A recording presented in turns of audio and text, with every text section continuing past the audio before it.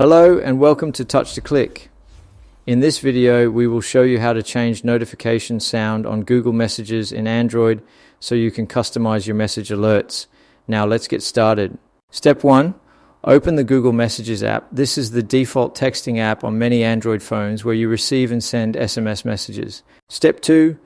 Tap your profile picture in the top right corner, or tap the three dots if you don't see your picture, to access the app's main settings. Step 3. Tap Message Settings from the menu.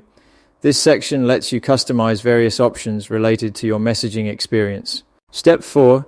Tap Notifications, which controls how and when you get alerts for new messages. Step 5.